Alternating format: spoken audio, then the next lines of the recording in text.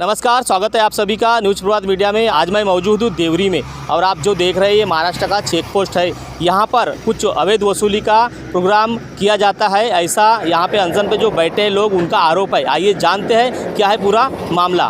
कल से आप आंदोलन जो कर रहे हो, क्या विषय है, क्या मांगे आपकी? ये आंदोलन न रहते हुए तो सबसे पहले तो मैं आपके सामने बस इतना ही कहना चाहता हूँ कि आंदोलन नहीं है, अभी दूसरा दिन है हमारा ये आमरण अनशन का। और उसके साथ में मेरे जो साथी है, मेरे साथी एक बहुत बड़ी तादाद में जो है ये मनसर के चेक पोस्ट पर भी बैठे हुए हैं, खुरसापार के चेक पोस्ट पर है, केवत के चेक पोस्ट पर है और यहाँ पर अभी देवरी के चेक पोस्ट है। हमारी सबसे पहली मांग यही है कि अवैध वसूली पूरी तरीके से आरटीओ ने बंद कर देना चाहिए।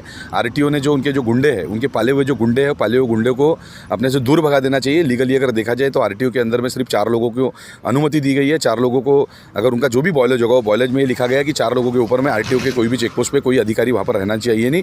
एक हो गया आरटीओ, एक हो गया उसका प्यून, एक हो गया उनका राइटर और एक हो गया उनका ड्राइवर। लेकिन उसके बाद में भी 50-50 लोगों की गुंडों की टोली है चेक पोस्ट पर रहती है। गुंडों की टोली इसलिए रहती क्योंकि आरटीओ के पास में एक मैनेजर भी रहता। वो मैनेजर अवैध तरीके से जो पैसे गिनना, पैसे ऊपर के अधिकारियों को देना, आरटीओ के अधिकारी को देना, क्योंकि वो किसी भी एंटी करप्शन ब्यूरो के ट्रैप में वो फंसना नहीं चाहिए इसलिए। लेकिन अगर देखा जाए तो एंटी करप्शन ब्यूरो भी पूरी तरीके से मुझे ऐसा लगता है कि ये बिका हुआ है, क्योंकि एंटी करप्शन ब्यूरो की कोई भी एक क्योंकि धड़ल्ले से अगर खुलेआम समझ लीजिए यहाँ पर अगर व्यापार हो रहा है, यहाँ पर अवैध वसूली यहाँ पर हो रही है, तो एंटी करप्शन ब्यूरो वाले सोए हैं क्या?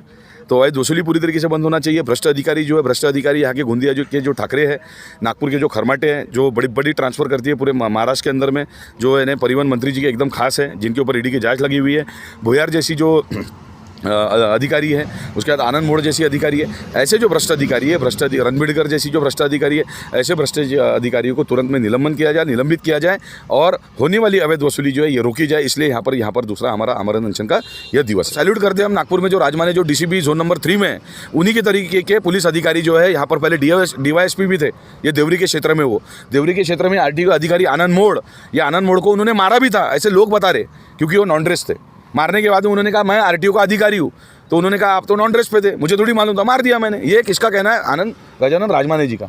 और उन्होंने यहाँ पर जितनी भी अवैध वसूली थी, ये पूरी अवैध वसूली गजानन राजमाने जैसी जो अधिकारी है, पुलिस अधिकारी है, उन्होंने यहाँ पर बंद कर दी थी। और अभी के अधिकारी देखो, पुलिस निरीक्षक यहाँ के देवरी के, तहसीलदार की तरफ से अनुमति देने में कोई बाधा नहीं थी, लेकिन तहसीलदार ने कहा कि जब तक आपके पुलिस निरीक्षक जो है देवरी के, उनके यहाँ से कोई संज्ञान आता नहीं है, उनसे यहाँ से अगर आपको परमिशन अनुमति अगर मिलती नहीं है, मैं आपको अनुमति नहीं दे सकता। उनसे पूछने गए, उन्होंने लिखित स्वरूप में दिया है कागज़ पे पेपर में कि यहाँ पर बगल में छत्तीसगढ़ की बॉर्डर है, बाघ नदी है बगल में, वो बाघ नदी को पार करके नक्सलवादी वहाँ से आ सकते हैं और आपके यहाँ पर आपकी ये चेक पोस्ट के बाहर आप जो धरना देने वाले हो, वो धरने पे वो हाहाकार मचा सकते हैं, कुछ न्यूसेंस वहाँ पर क्रिएट कर सकते हैं, इसलिए मैं आपको अनुमति नहीं देता हूँ।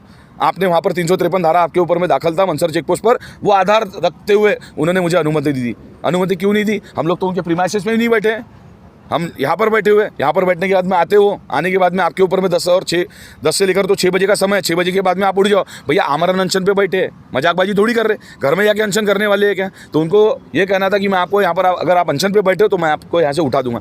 मैंने उनको कहा कि आपको जो कार्रवाई करनी है आप करो, और जो हमें करना है उचित, हमें जो करना है, जो लीगली गांधी जी के, राष्ट्रपिता महात्मा जी गांधी इनके मार्ग पर और शहीद आजम भगत सिंह जी के इनके मार्ग पर आकर जो हमको करना है, हम वो चीज़ें वो करेंगे।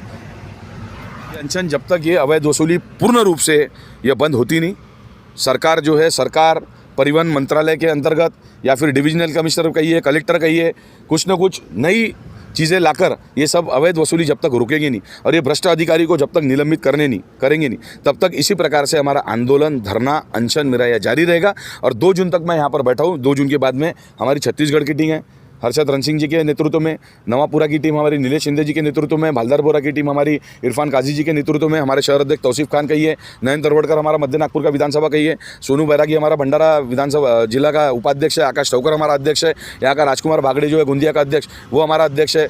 तो ये सभी साथियों के नेतृत्व में 5-5 दिन ये लोग जो है यहाँ पर इसी प्रकार से वो लोग धरना देने वाले। अवैध वसूली पूरी तरीके से बंद रहेगी, क्योंकि यहाँ पर एक भी साथी अगर समझ लो, यहाँ पर युवक कांग्रेस का एक भी साथी अगर उपस्थित अगर रहता है तो ये लोग अपनी अवैध वसूली बंद रखते हैं। और अवैध वसूली बंद रखने के बाद में यहाँ पर ये अवैध तरीके से जो गुंडे इन्होंने यहाँ पर रखे हुए, एक भी गुंडा आपको यहाँ पर अभी दिखेगा नहीं।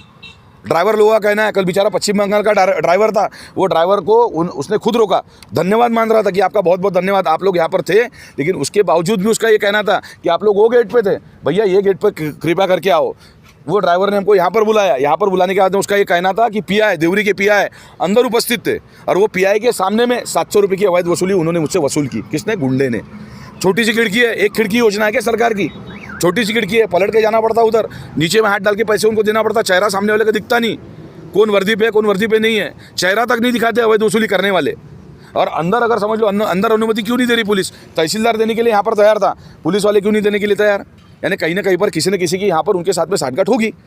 यहाँ पर अवैध तरीके से खुलेआम यहाँ पर इस तरीके से ये लोग भ्रष्टाचार कर रहे हैं, अवैध वसूली कर रहे हैं, उसके ऊपर में किसी का अंकुश नहीं। और आरोप प्रत्यारोप हमारे ऊपर में हम लोग सरकार के कामों में बाधा डाल रहे हैं क्या? सरकारी कामामध्ये आम्ही अडचण निर्माण करून आलो का?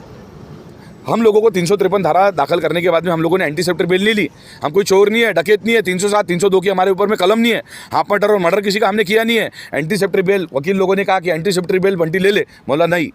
मैं, मेरा साथी तौसीफ खान, नयन तोरवड़कर, हम लोग 7 दिन 8 दिन हम जेल पास हुए नागपुर सेंट्रल जेल में। नागपुर जेल पास हुए, हज़ारों की तादाद में ड्राइवर भाई आए और ड्राइवर भाइयों ने कहा कि बहुत अच्छा आपने कदम जो है, ये सराहनीय कदम है, आपने हमारे लिए जो उठाया, आज तक हमारे लिए ऐसा आवाज़ किसी ने उठाया नहीं था। मेरा आपके माध्यम से, ये अनशन के माध्यम से, धरनों के माध्यम से बस इतना ही मेरा कहना है कि भाई आम पब्लिक जो है ना, आम पब्लिक जागरूक होना चाहिए। अगर मनसर चेकपोस्ट होते हुए अगर कोई पेंच में अगर जाएगा पिकनिक मनाने के लिए, 2 मिनट गाड़ी रोक कर वहाँ पर वीडियो चालू कर दो अपना। कहाँ पर?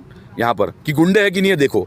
4 लोगों के ऊपर में अगर पाँचों अगर कोई अगर अधिकारी यहाँ पर होगा तो वो क्यों है? ये सवाल आम नागरिक ने पूछना चाहिए। ये मेरे से, आपसे, हमारे जैसे कई आएंगे, सैकड़ों बैठेंगे चले जाएंगे, इनको फर्क नहीं पड़ने वाला है। ये बहुत बड़ा निक्सस है।